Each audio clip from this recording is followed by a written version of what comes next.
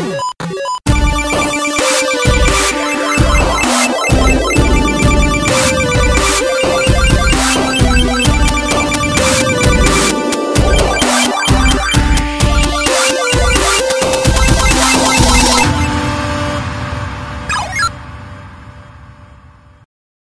know, I really like games, as if that isn't obvious enough. I mean, just look at my channel. But normally, I play games by myself. I'm an antisocial person. But every once in a while, there's just a game you play and it feels kinda empty. It's fun, but you'd feel like it would be more fun if you had people to play it with you. And even for someone like me, when you have the right game to play with others, it's just so much fun and you never want to stop.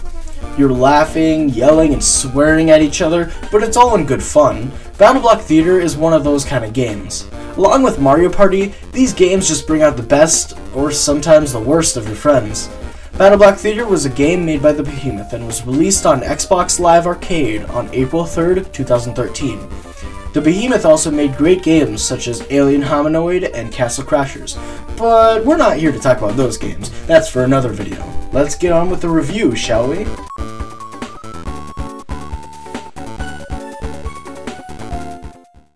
First of all, I want to open with this. Me explaining the story will not be as funny as when the game does it.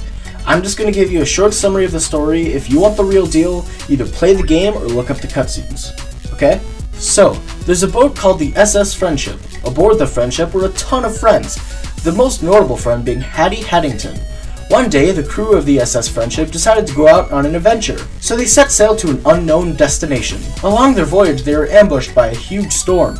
The storm knocked the boat around with such force that many of the friends fell off into the cold, unforgiving ocean. Later, they crashed into a strange island inhabited by cats. The cats imprison all of your friends and force Hattie to wear this strange, glowing top hat to proclaim him as their leader. But the hat does something strange to Hattie. Once they put him on his throne, he doesn't move, blink, or anything. He just sits there. He can't do anything. You see, this hat is not just any hat. This hat once belonged to a man named Perham Furbottom, who was once the leader and owner of this strange theater. After he died by pooping himself to death on his way to the bathroom, the hat was passed down from leader to leader, and eventually the souls of all of its previous owners haunted the hat. Now you, the hero, are forced to run through several deadly obstacle courses for the cat's enjoyment, and somehow save all of your imprisoned friends, rescue Hattie, and get back to Mr. Boat.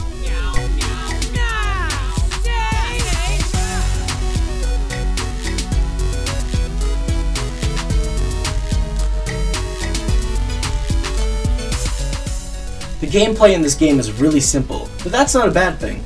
The basic controls are moving with the left analog stick and jumping with the A button. You can also double jump by pressing the jump button in air, but here's the weird thing about that. You can jump twice no matter what. I'm going to use Super Smash Bros. As an example to show you what I mean. So, Mario here can jump and jump again in air. After that, he can't jump again unless you use the recovery move, but that's not what we're talking about here. But if you fall off an edge, you only can jump once. You only can use your double jump since you're not able to push off the ground for your first jump. But in BattleBlock Theater, that does not happen. I could fall off a cliff and still do 2 jumps. This is a really cool mechanic that allows many new ways of creative level design to be possible. The only problem is it's really hard to get used to, and almost everybody I play with forgets that you're able to do that. Oh, and when I tried to play Super Smash Bros. Again after playing BattleBlock Theater for so long, I was so confused. Anyway, the right trigger is used for many things. First, and arguably the most important, is that it's used for the co-op moves, such as pulling someone up from a ledge or throwing them to solve puzzles.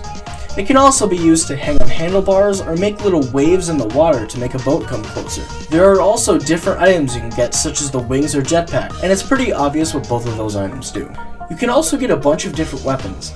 All of them do different things. Some of them suck, others are amazing. Play the game for yourself and try to get them all.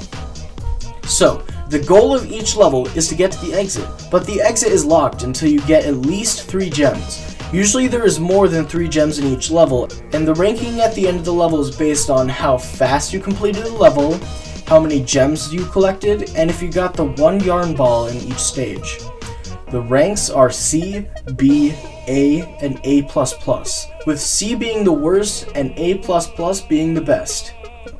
So at the end of each chapter, there will be a finale level. It's the same as normal levels, except that it's timed.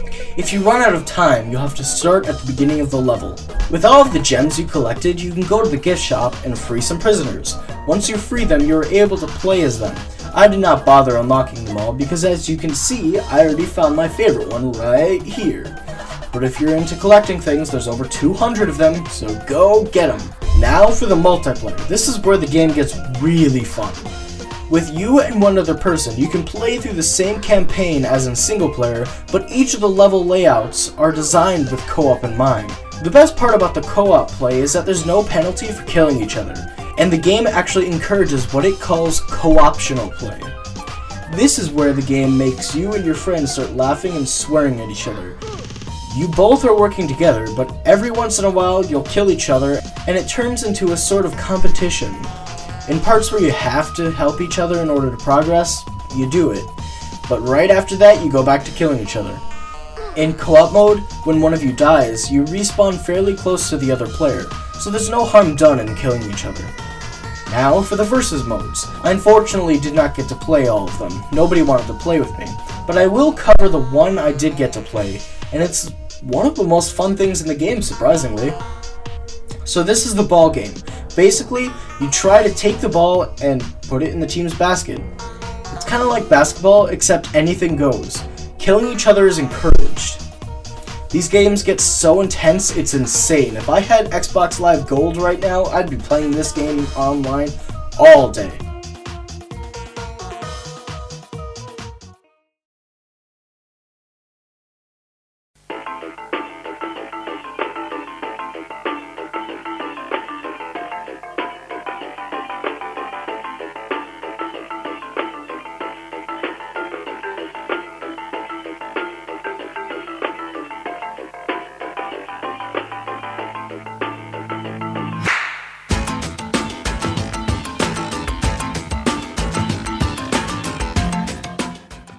The presentation is where this game really shines. All of the cutscenes are played out, as if the narrator is hosting a puppet show for little kids.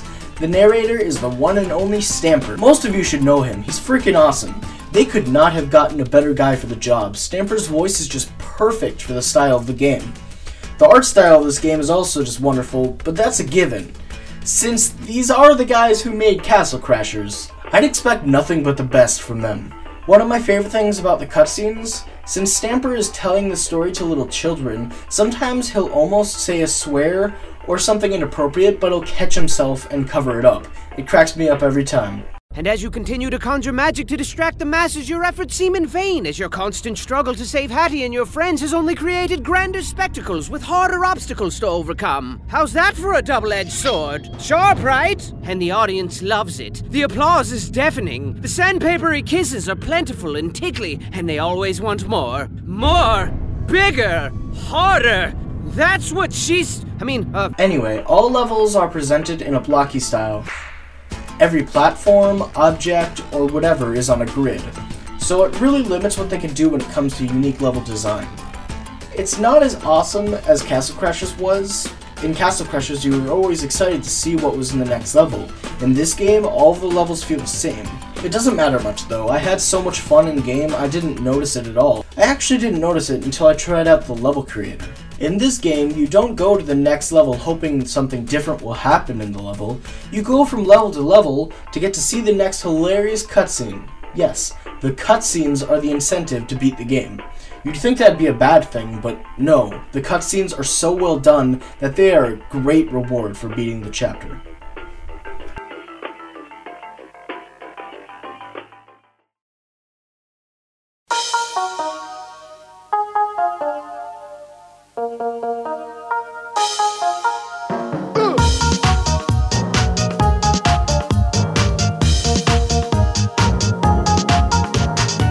The Behemoth gets the music for their games by music creators submitting their work for them. All of the music really fits the style of the game, but since there's so many different artists working on the music, there will be some you don't like. But the songs I do like, I love. There are even some songs that Stamper did, such as the Secret song,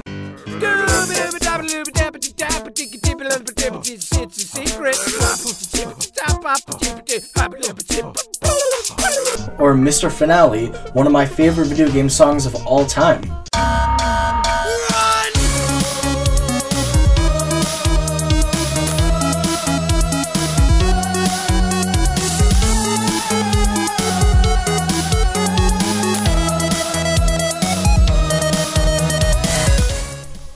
There are about 7 level songs, and they all play in random on every normal level. There's only like 2 I don't like from the level songs. I don't have much to say about the music. The soundtrack is amazing, but it's plagued with a few really annoying songs, like this one.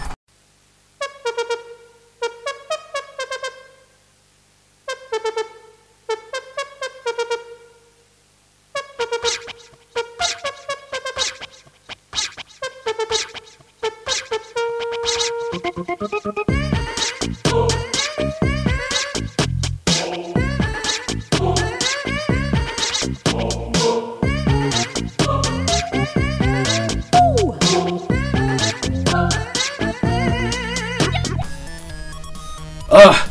Every time I hear that song, I restart the stage so I can get a different one instead.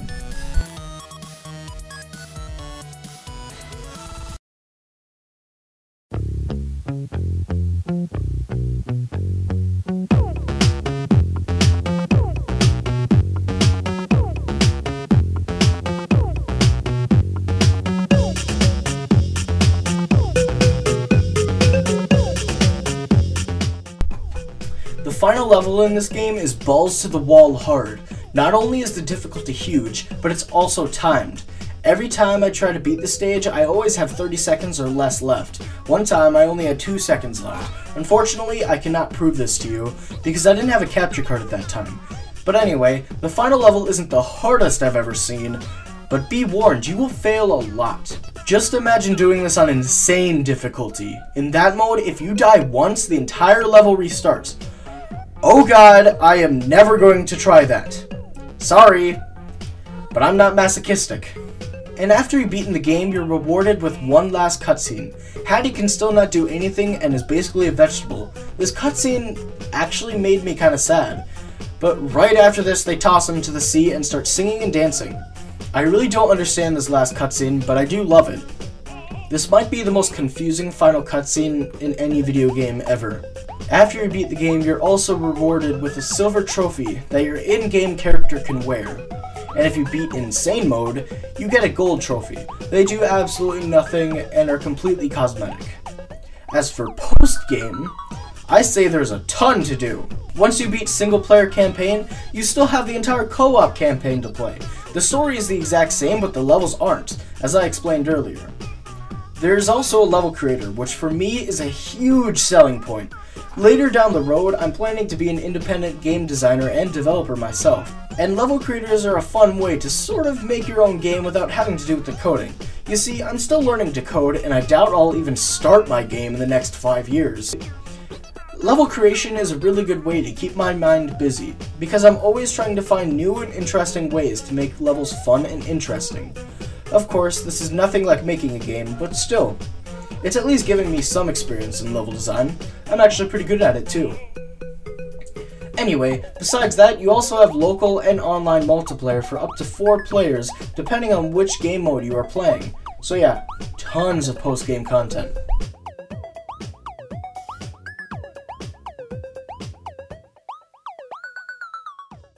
This game is one of my favorite Xbox Live Arcade games, and I've spent countless hours playing it. It's a fantastic game, and all in all, I'd say this game deserves an 8.5 out of 10. The gameplay is fun. The level design, while creative, is nowhere as unique as Castle Crashers was. The presentation and graphics are top-notch, and the soundtrack is awesome for the most part.